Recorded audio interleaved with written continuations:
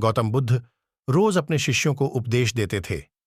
बुद्ध की ज्ञान की बातें सुनने काफी लोग आते थे। एक व्यक्ति गौतम बुद्ध का प्रवचन सुनने रोज नियम से आता था और उनकी सारी बातें सुनता था। बुद्ध अपने प्रवचनों में क्रोध, अहंकार, लोभ, शत्रुता छोड़ने की बात कहते थे। बुद्ध के प्रवचनों का सार यही था कि इन बुरी बातों को छोड़े बिना जीवन में शांति नहीं मिल सकती है। एक दिन उस व्यक्ति ने गौतम बुद्ध से कहा कि तथागत, मैं रोज नियम से आपके प्रवचन सुन रहा हूं, लेकिन मुझे कोई लाभ नहीं मिल रहा है। आपकी सारी बातें सच हैं, लेकिन मेरे जीवन में इनसे कोई बदलाव नहीं आ रहा है। बुद्ध ने उस व्यक्ति से पूछा कि तुम कहाँ रहते हो? उसने जवाब दिया कि मैं श्रावस्ती में रहता हूं। बुद्ध ने पूछा, ये जगह यहां से कितनी दूर है? उस व्यक्ति ने जगह की दूरी बताई। इसके बाद बुद्ध ने फिर पूछा, तुम वहां कैसे जाते हो? व्यक्ति ने बताया कि कभी घोड़े पर, कभी बैलगाड़ी पर बैठकर जाता हूं। बुद्ध ने फिर पूछा कि तुम्हें वहां पहुंचने में कितना समय लगता है? व्यक्ति ने पहुंचने का समय भी बता दिया। इसके बाद बुद्ध ने अंतिम प्रश्न पूछा कि क्या तुम यहां बैठे ही श्रावस्ती पहुंच सकते हो? इस प्रश्न के जवाब में व्यक्ति ने कहा कि गुरुजी, ये कैसे संभव है? इसके लिए तो चलना पड़ेगा, तभी मैं वहां पहुंच सकता हूं। बुद्ध बोले कि हम चलकर ही हमारे लक्ष्य तक पहुंच सकते हैं। ठीक इसी तरह जब तक हम अच्छी बातों का पालन नहीं करेंगे, उन पर चलेंगे नहीं, तब तक हम पर प्रवचनों का कोई असर नहीं होगा। सिर्फ अच्छी बातें सुनने से हमारा जीवन नहीं बदलता है। हमें प्रवचन को समझना होगा और उन्हें अपने जीवन में अपनाना होगा। व्यक्ति को बुद्ध की बातें समझ आ गईं और उस दिन के बाद उसने भी बुद्ध के बताए मार्ग पर चलना शुरू कर दिया। बुद्ध के प्रवचनों से व्यक्ति की सोच बदल गई और उसका मन शांत हो गया। कथा की सीख, इस छोटी सी कथा की सीख ये है कि अगर हम मन शांत करना चाहते हैं तो हमें क्रोध, लोभ, मोह, अहंकार को तुरंत छोड़ देना चाहिए। इन बुराइयों की वजह से हमारा मन अशांत रहता है, शांति नहीं मिलती है। गौतम बुद्ध की कहानी। क्यों कहा बुद्धा ने कि वन ये गांव उजड़ जाए। आइए दोस्तों, गौतम बुद्धा जी की एक ऐसी धार्मिक कहानी का आनंद लेते हैं जिससे आपको पता चलेगा कि बुद्धा जी कितने गूढ़ ज्ञानी और धर्म के ध्याता थे।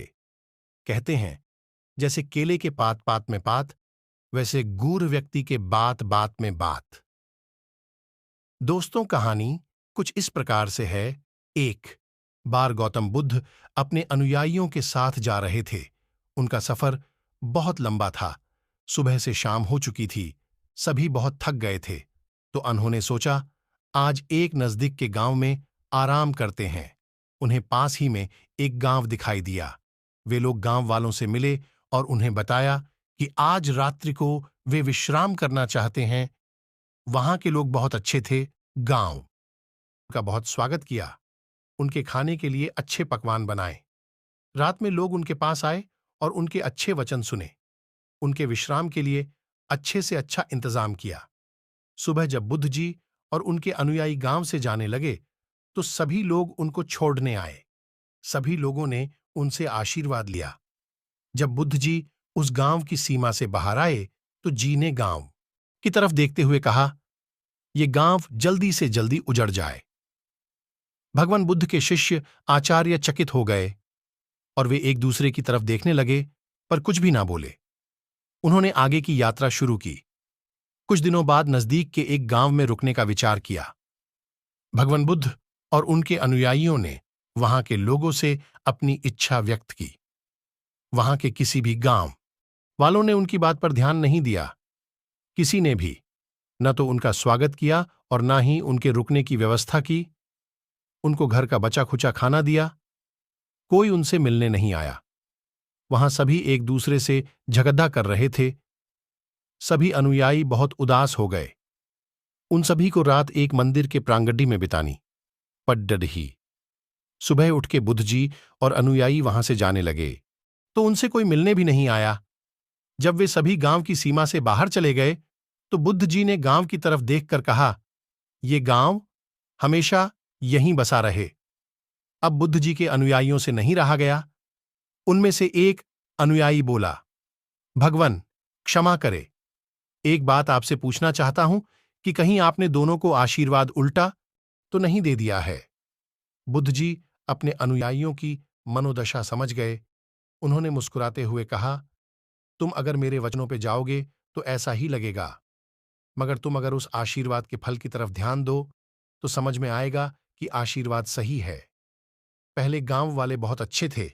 वे जहां भी जाएंगे अपनी अच्छी बातें सभी को बताएंगे। अगर वो सब जगह फैल जाए तो सब जगह अच्छाई फैल जाएगी। इसलिए मैंने उनको आशीर्वाद दिया कि गांव उजड़ जाए। दूसरे गांव वाले बहुत बुरे थे। वे जहां भी जाएंगे हर जगह नफरत फैलाएंगे। इसलिए उन गांव वालों का एक जगह रहना अच्छा है। इसलिए मैंने आशीर्वाद दिया कि ये गांव हमेशा यहीं बसा रहे। दोस्तों, ऐसा ही होता है। हम बिना बात का मतलब समझते हैं, दूसरे को गलत समझते हैं। हम दूसरे की सोच को नहीं समझते कि उसने ये बात क्यों कही होगी। हम केवल बात सुनकर उस इंसान को अच्छा या बुरा समझते हैं। ऐसा करके हम एक बहुत अच्छे इंसान से दूर हो सकते हैं। भगवान बुद्धा ने बहुत ही सरल शब्दों में अपने शिष्यों के विचारों की उथल-पुथल का समाधान कर दिया। वही शिष्य ने भी अपनी दुविधा को अपने मन में नहीं रखा, बुद्ध जी के साथ अपनी दुविधा का निदान कर लिया। इससे बुद्ध जी उनकी नजरों में महान बन गए। हमें भी जब भी किसी की बात अच्छी न लगे या समझ में न आए तो हमें अकेले में उससे बात करनी चाहिए। इसके आपके मन में उसके लिए कोई दुविधा नहीं रहेगी या आप किसी गलत फहमी की वजह से उस इंसान से दूर नहीं होंगे। दोस्तों, आशा है आपको भगवान बुद्ध की ये प्रेरणादायक और धार्मिक कहानी पसंद आई होगी।